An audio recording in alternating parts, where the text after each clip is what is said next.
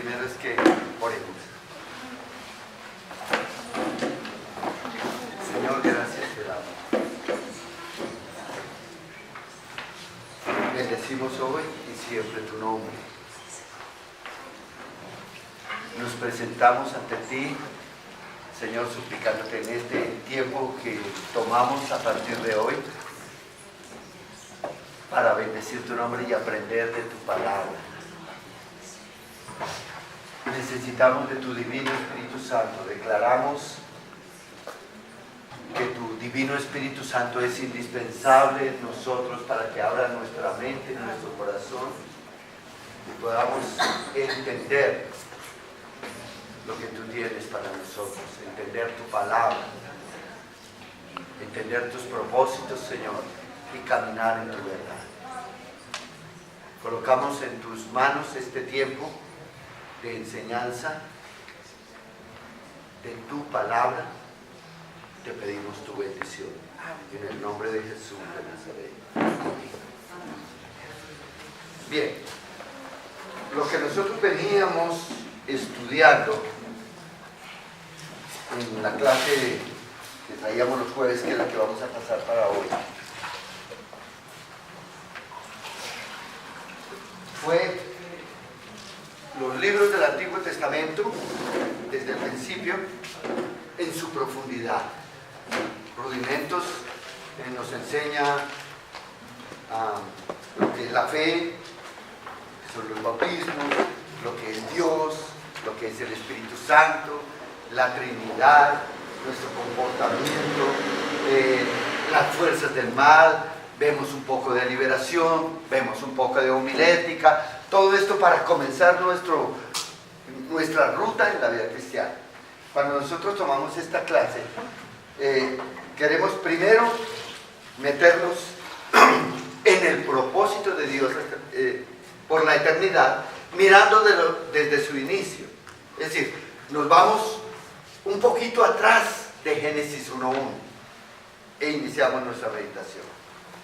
El propósito de Dios desde antes de la fundación del mundo y el comienzo de la historia. Los libros del Antiguo Testamento narran todos, a pesar de que tenemos diferentes maneras de ser expuesta en poetas, en historia, en rituales, todo esto, los libros del Antiguo Testamento, todos nos muestran el propósito de Dios. Para esto es necesario que nosotros podamos tomar cada uno de los libros y podamos fijar nuestra mente en por qué fueron escritos, de qué manera fueron extendidos para toda la humanidad y de qué manera los tenemos hoy. Tenemos que estudiar los diferentes aportes que se han hecho a través de las generaciones, en las traducciones, en las versiones bíblicas. Tendremos tal vez que ver todo esto y algunos puntos doctrinales, como podemos ver la divinidad de Dios, la divinidad del Espíritu Santo, la divinidad de Jesús, que fueron debatidos a través de la historia, en la historia moderna, después de que fueron escritos los libros.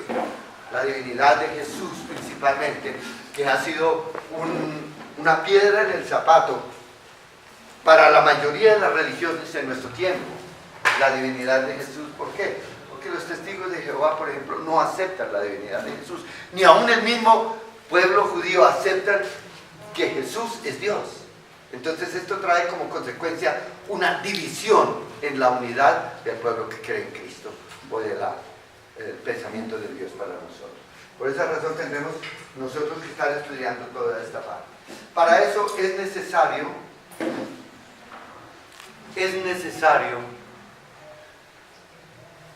que nos tracemos una línea en nuestra mente. Hoy no tengo el tablero, pero lo necesitamos. Yo lo llamo la línea del tiempo. No sé si en la internet lo hay o no, pero es la línea del pensamiento y de la historia de la humanidad desde el principio. Desde lo que sucedió en el principio de la creación y conjugándolo con el Antiguo y Nuevo Testamento, mirar qué pasó antes de Génesis 1:1 para irnos estudiando cada uno de los libros. Entonces estamos en eso. Tengo dos opciones. La primera es comenzar desde el principio, desde Génesis, o continuar donde íbamos nosotros. Íbamos en el libro de Éxodo. ¿Cuántos estudiantes estaban conmigo? Rosita estaba con el Éxodo. ¿Los demás? Y Viviana. Yo no sé qué prefieren ustedes. Si iniciemos rápidamente desde el principio viendo Génesis, y en esta clase entonces nos centraríamos en los libros del Antiguo Testamento desde el principio, o seguimos en Éxodo, estábamos ya en la Constitución. Génesis. ¿Quieren? Arranquemos de cero. Partir de cero. Bien. Entonces partimos de cero. Sus Biblias deben estar con ustedes. Me gustaría mucho que tuviesen su Biblia escrita, para que puedan subrayar, para que podamos mirar, para que podamos aprender. Hay una parte que es importante que tengan en cuenta, y es que no solamente vamos a estudiar la historia, sino que a medida que vamos estudiando van a surgir seguramente problemas de interpretación o de entendimiento. Van a haber preguntas que seguramente vamos a disipar a medida que vayamos nosotros avanzando en nuestro estudio. Entonces iniciamos hoy con el libro de Génesis. De nuevo, Génesis. Está pequeñito el tablero, ¿no?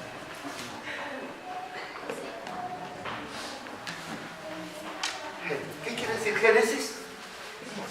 Inicio. ¿Está bien puesto el nombre? Desde el punto de vista humano, sí. Desde el punto de vista divino, no. Porque para Dios no existe un Génesis. Porque Él es. Filosóficamente no tuvo principio ni tendrá fin. En Él no existe un Génesis. El Génesis existe para la tierra. Por eso está narrado de esa manera.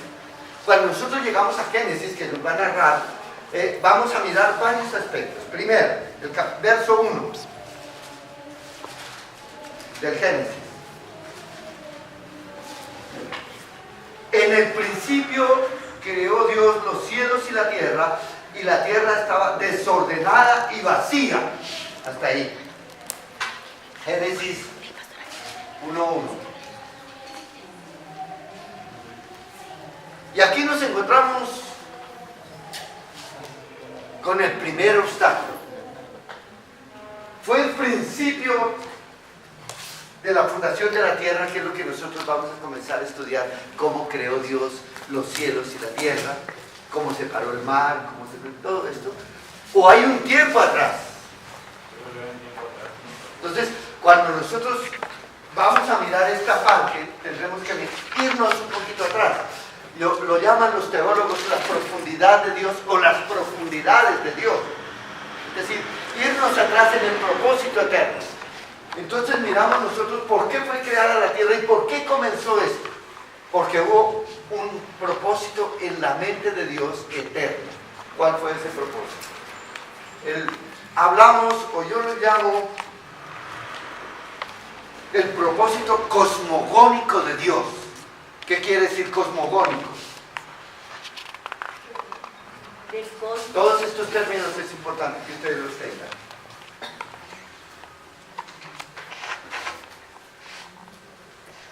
Propósito.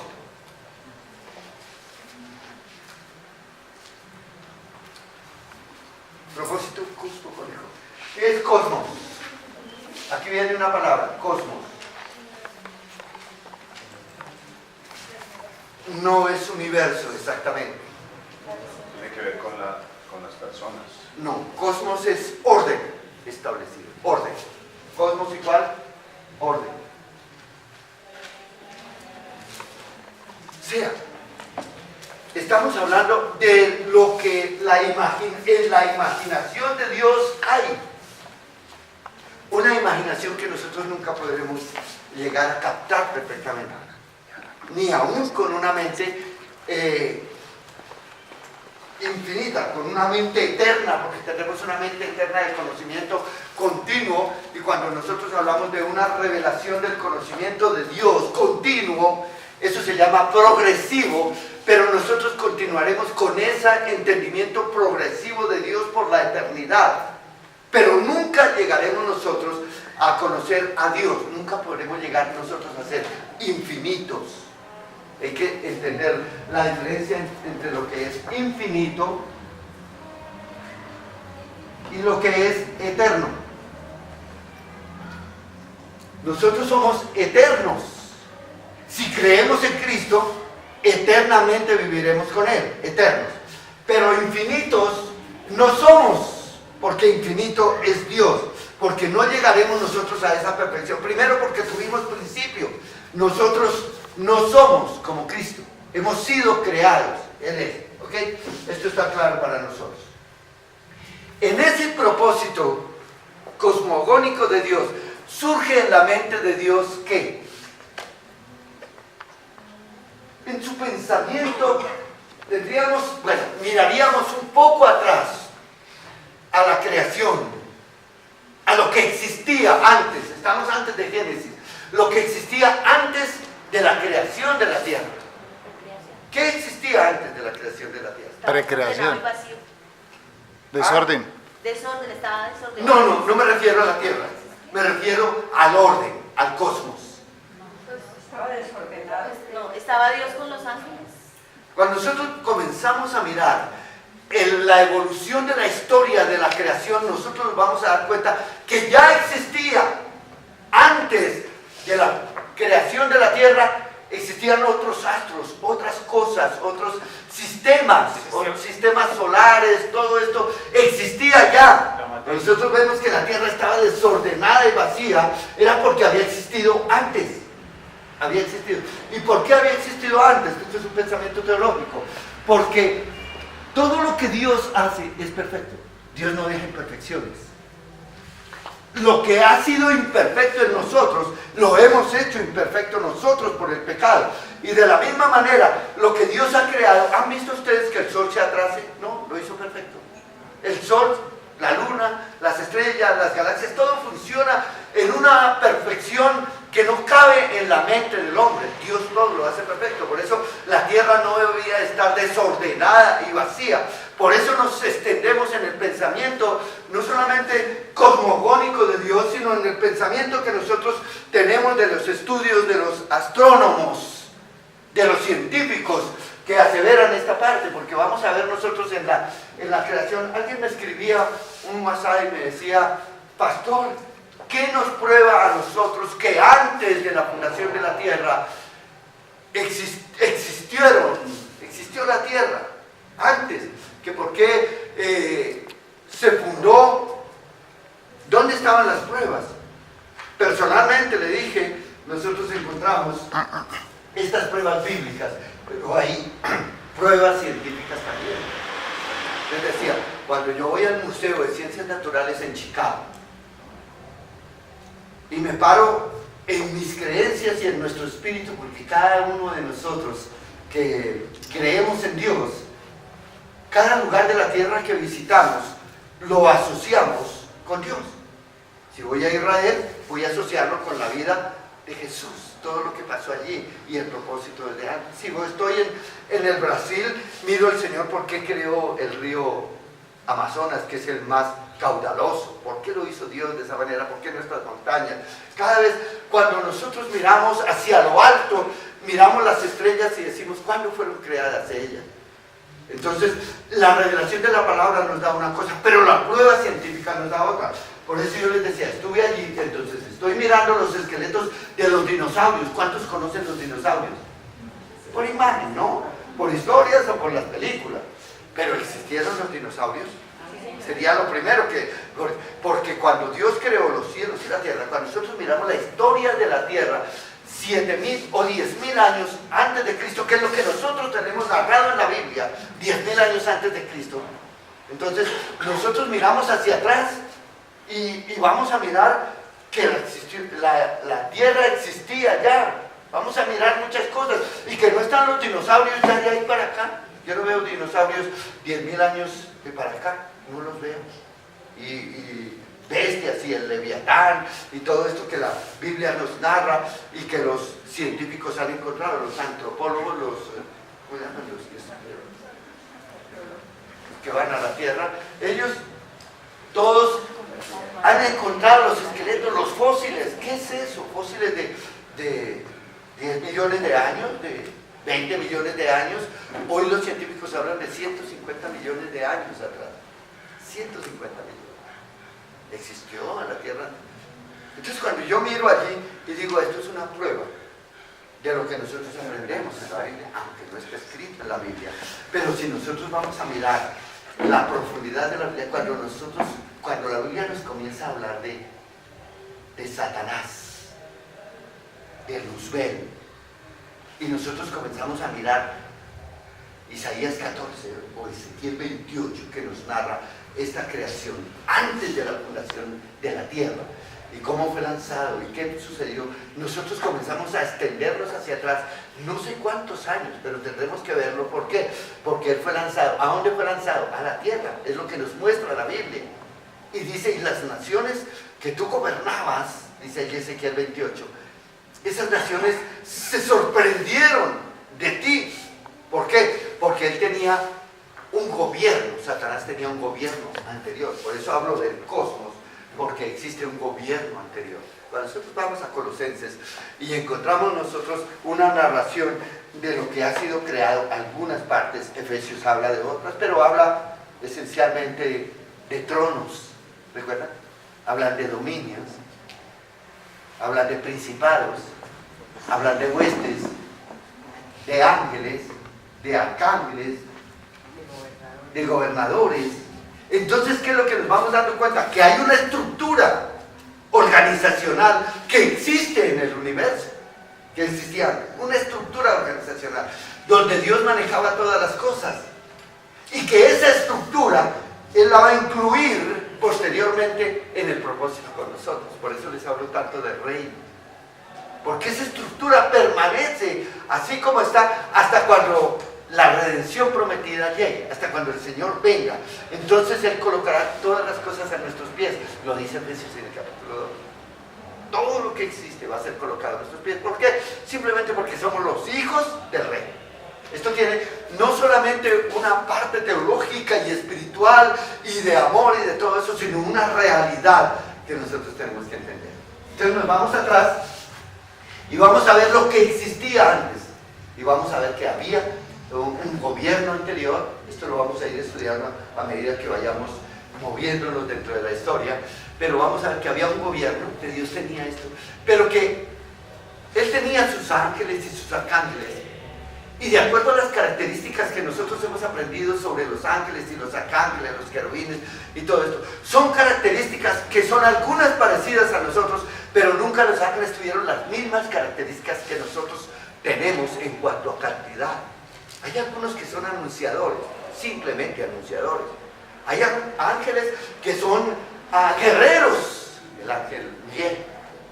Hay unos que son cuidadores de los lugares que Él tiene en su universo. Hay algunos que son guardas de nosotros, como lo dice Hebreos, que los ha colocado al servicio de nosotros. Hay unos que son adoradores, como vemos en Isaías en el capítulo 6, cuando vemos que aparecen querubines y serafines, ¿cierto?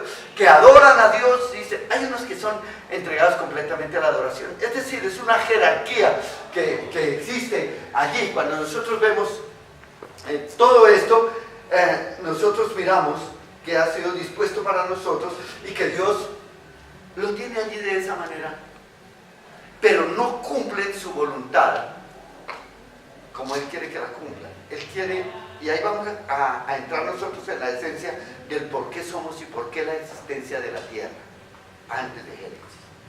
Porque tiene un propósito. Todo lo que Él ha hecho obedece a Él. Salmo 148 nos muestra una perfección de este pensamiento divino cuando nos habla de que todo lo que hay en los cielos adore, todo lo que hay en la tierra adore lo que está sujeto al hombre, y al hombre también adore, pero el hombre no adora, ¿cierto? ¿Por qué? Porque ahí es donde está la diferencia, la libertad. Cuando Dios creó, cuando pensó, cuando surgió en la mente de Dios, si es que surgió en la mente de Dios, porque son cosas que los teólogos no podemos entender, si las cosas o las ideas surgen en la mente de Dios o existen en la mente de Dios, que es infinito. Esto ya es apologética que no podemos nosotros llegar a entender perfectamente. No sabemos en la mente de Dios si existía la creación de la humanidad. Lo único que sabemos es que el Padre, el Hijo y el Espíritu Santo vivieron siempre. Entonces, cuando nosotros hablamos del Padre, el Hijo y el Espíritu Santo, y podemos ver el propósito de Dios, de que el Padre pensó en una esposa para su Hijo Jesucristo. Propósito cosmogónico de Dios. Él gobernaba absolutamente, Él manda en toda la creación, pero Él quiere compartir su gobierno. Dios quiere hacer parte a algo de su gobierno y quiere dar una esposa a su Hijo Jesucristo. Esto es complicado aunque parezca fácil, porque tenemos nosotros que mirar la esencia del Padre, la esencia del Hijo y la esencia del Espíritu Santo. ¿Por qué? Porque es este momento cuando Dios piensa en una esposa para su Hijo y piensa en la humanidad. Vamos a manejarlo desde el punto de vista de imaginación, aunque en la Biblia no existe la imaginación, existe la realidad. Pero desde ese punto de vista, Dios quiso dar una esposa a su Hijo Jesucristo, pensó en la humanidad. Por eso creó al hombre, creó a la mujer y comenzó la reproducción. Y le dio una diferencia con toda su creación. ¿Cuál es la diferencia? ¿Cuál es esa gran diferencia? El propósito de Dios era tener algo con qué compartir, y eso surge no por necesidad, que quede eso claro. No hay necesidad de Dios para gobernar, Él no tiene ninguna necesidad, Él es absolutamente infinito, pero surge de algo que es Él en su esencia, amor. Entonces cuando vayamos a hablar de Satanás, vamos a ver que sale también de la esencia de Dios, el amor. Surge Satanás, increíble. Pero lo vamos a estudiar para que nosotros miremos cómo quiere mostrar Él su amor para el hombre, y de esta manera, de ese amor, surge el compartir su reino, compartirlo, no entregarlo. Él es autónomo y soberano por la eternidad. Desde este punto es importante. Por eso Él da algo al hombre que es especial, se llama libre albedrío.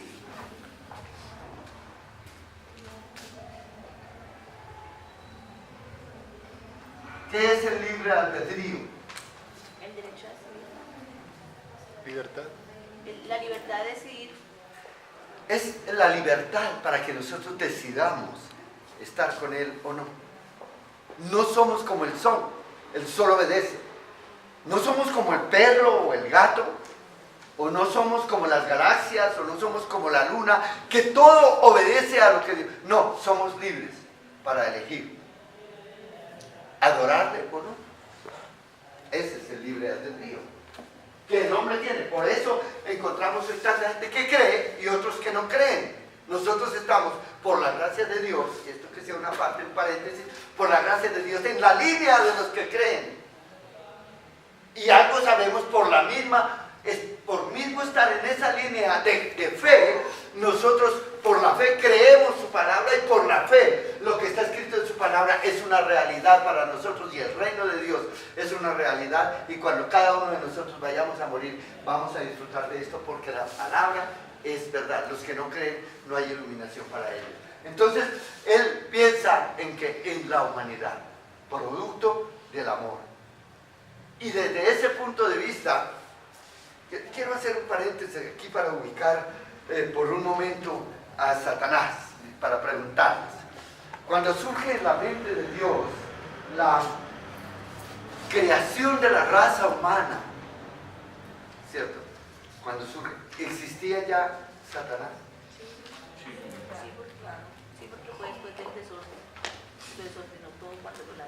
¿Cómo es la pregunta? Hacer parte de los...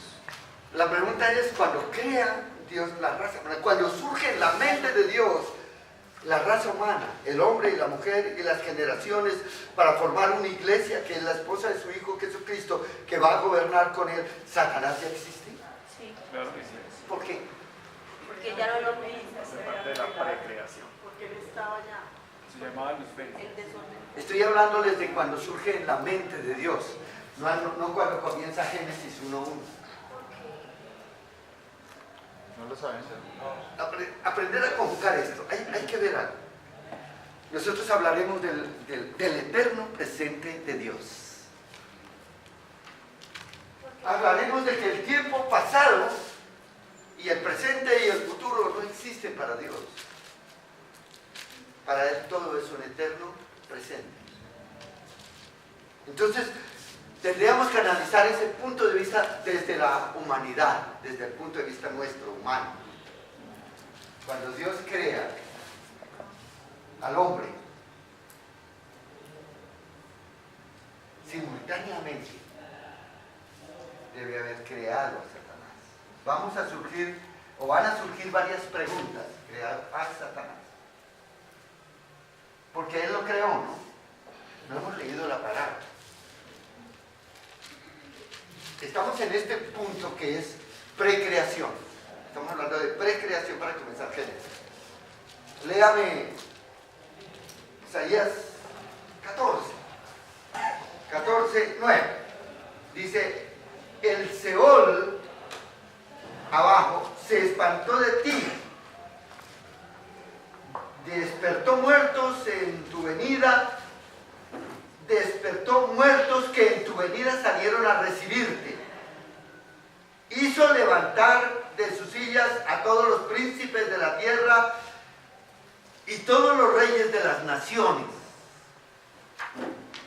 Todos ellos darán voces y te dirán, tú también te debilitaste como nosotros y llegaste a ser como nosotros. Descendió al Seol tu soberbia y el sonido de tus arpas. Gusanos serán tu cama y gusanos te cubrirán. ¿Cómo caíste del cielo, oh lucero de la mañana? Cortado fuiste por tierra, tú que debilitabas a las naciones. ¿Cuáles naciones? Estamos hablando del lanzamiento de Satanás. ¿Qué naciones debilitaba? Tenemos una meditación con mi esposa en un tiempo de oración que tuvimos con ella, y estábamos hablando y leyendo la palabra y decía, todos los pueblos y todas las naciones te adorarán. Y en otra parte, tú gobernarás por la eternidad todas las generaciones, pueblos y naciones. Gobernarás.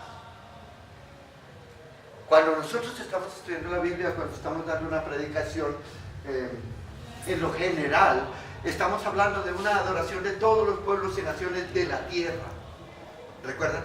Todas las naciones de la tierra te adorarán. La Biblia no dice que todas las de la tierra, que en algunas partes sí, pero en otras partes está hablando de naciones y pueblos que no pertenecen a la tierra. Aquí me meteré en un problema cuando nosotros hablamos o las discusiones con los pastores cuando hablamos de que si hay vida en otros planetas, de que si Dios formó vida, que si Dios...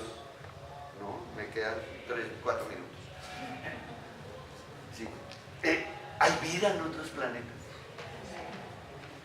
¿De cuáles son los pueblos y las naciones que habla la Biblia que adorarán a Dios por la eternidad?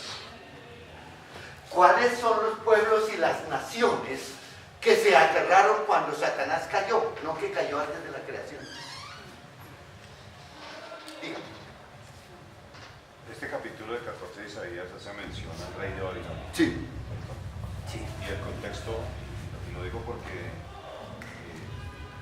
dentro de lo que estudié encontré que hay discrepancia entre los teólogos de algunas corrientes, que no necesariamente aquí está hablando de Satanás, sino hace mención al rey de Babilonia. Sí. Porque hay una parte que sí hace mención, de hecho, cuando aquí en el versículo 4 dice, descendió al Seol tu soberbia, perdón, se me olvidó la parte de aquí. Todos ellos darán voces, y en el verso 10 ya no está hablando de un pasado, sino está hablando de un futuro. Entonces tiene como esas dos ramas este capítulo, y ahí es donde algunos se contrarían en cuanto a sus posiciones, que aquí específicamente hace mención, o en esa parte hace mención, a la caída de Satanás. Sí. Cuando nosotros estudiamos esta parte, cuando nosotros vamos a los comentaristas bíblicos, cada uno de ellos tiene un concepto claro. Es importante estudiarlos desde el punto de vista del pensamiento de ellos, pero hay que tener también en claro que no son la palabra de Dios. Hay que tener otras cosas en claro, como saber que Dios está hablando de una manera muy figurativa y espiritual. Todo lo que está escrito en el Antiguo Testamento, aunque nosotros lo vemos como algo absolutamente material, y en ese caso el rey Ciro o el rey de Babilonia o los reyes, estos que está mencionando, son un ejemplo, es un reflejo de la espiritualidad.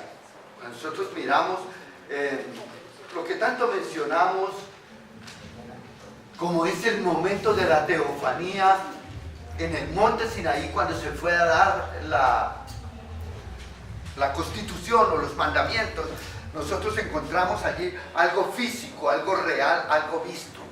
Siempre les hablo de esto. ¿Por qué? Porque Hebreos, luego lo dice en el Nuevo Testamento, es solamente esto un reflejo. Nosotros nos hemos acercado al Dios vivo, nos hemos acercado a la Jerusalén, a la nueva, al monte de Sión, a los millares de ángeles y a los millares de adoradores a Dios. Dice Hebreos, cuando se está dando esta explicación, nosotros comenzamos a dilucidar cómo las cosas en el Antiguo Testamento mostraron las cosas espirituales, cómo las cosas materiales muestran lo espiritual.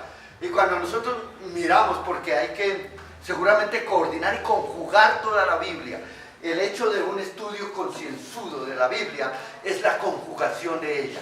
Es mirar cómo alguien dice algo, alguno de los siervos de Dios, y es afirmado por otra posición. Algunos de los estudiosos dicen que no. Cuando nosotros estudiamos Oseas, por ejemplo, dicen, esto es una figura. Oseas dice que fue y le dijo el Señor, cásate con una mujer amada de tu compañero. Eso es una figura, dice ahí. Otros dicen, no, es una alegoría, es algo que sucedió a medias. Otros dicen, no, fue una realidad de lo que sucedió. ¿Qué es lo que usted cree? Cada uno tomamos. Cuando nosotros miramos el Apocalipsis es imposible para mí poder escuchar a teólogos, doctores en divinidades diciendo, cuando nosotros lleguemos allá, la palabra del Señor dice que colocaremos nuestras coronas delante del Señor. Eso es lo que dice la Biblia, que nosotros arrojaremos las coronas delante de Él. Y dicen los estudiosos que va a haber un espacio donde todos los redimidos llegarán para colocar sus coronas, y será una cantidad de coronas de oro con piedras preciosas delante del Rey. ¿Le hayan ustedes sentido a esto? Eso es lo material. Delante del Rey, el creador del oro, de la plata, de las piedras preciosas, todo lo que vamos a ver ahorita cuando miremos Ezequiel 14, ¿va a necesitar él del oro? ¿Necesita él de esto? Cuando no tenemos ni siquiera una mente que sea capaz de mirar la dimensión de la grandeza del Rey de Reyes y Señor de Señores, del oro en abundancia que puede haber allá. Y creo que no, porque eso es desechable. Entonces, ¿para qué coronas? Entonces, ¿a qué se refiere si no son las coronas? Cuando nosotros miramos la revelación del Espíritu Santo para nosotros, vemos que nosotros somos reyes y sacerdotes para el Dios el Padre, y vamos a recibir en el juicio del tribunal de Cristo las coronas y los galardones. Una corona. Eso es un significado de ¿qué? Del poder y la autoridad que se le va a dar, porque eso es lo que se le da a los reyes cuando son colocados en alto en un país. Se corona para que sea el rey y el cetro. Eso es lo que se le da. Y él comienza a gobernar. Él se nos va a dar esas coronas, y esas coronas significan la autoridad, pero no es realmente la corona material lo que va a haber allí, sino es el poder y la autoridad de que fue investido la persona. Cada uno de nosotros va a llegar ante Dios y le dice, y de rodillas le va a decir, Señor, mi corona, mi gobierno, lo que tú me has dado es tuyo, estaré sujeto a ti, porque esa es mi adoración. ¿Me hago entender? No es una corona. Eso lo estudiamos, lo enseñamos a los niños y lo aprendí yo con mi maestra de escuela dominical cuando decía, cuando nosotros hacemos una buena acción, va una piedra preciosa a la corona. Está bien para enseñarlo en una manera elemental. Y elementalmente, hermano, elementalmente sí, es tomado de una figura de un rey sobre la tierra, ¿cierto? En los tiempos del libro, sí, es esto, ¿verdad? Pero realmente esto tiene el reflejo de la realidad espiritual a la cual nosotros tenemos que meternos en todo nuestro estudio. Amén. Hemos entendido esto. Si quiere aclaramos un poco más después y todas las figuras que nosotros entendemos acá. Van a surgir muchas preguntas. Lo importante de esta clase que nosotros tenemos es que todos estos pensamientos nosotros los tengamos claros. Dentro de 8 días tenemos un tablero grande, para que nosotros podamos trazar la línea del tiempo que es importante para nosotros. Trazar la línea del tiempo, porque sobre esa línea va a cuadrar usted su mente, su cabeza, con la ayuda del Espíritu Santo, y va a comenzar a conjugar todas las fechas y todos los hechos, desde el punto de vista cronológico, desde el punto de vista geográfico y desde el punto de vista histórico. 3 aspectos importantes que tienen que tener. ¿Cuándo sucedió? ¿Por qué sucedió? ¿Cierto? ¿Dónde sucedió? ¿Y para qué sucedió? Esto es importante en el entendimiento de la palabra del Señor, porque es ahí donde el Señor comienza a hablar y nos va a comenzar a enseñar sus propósitos. Y el fin de todo esto es que nuestra esperanza crezca, es que la iglesia del Señor crezca en fe y en esperanza, y es que agarremos lo que el Señor alistó desde el principio para cada uno de nosotros. Ese es el objetivo. Amén. No es una predicación inspiracional, es una enseñanza bíblica para este tiempo.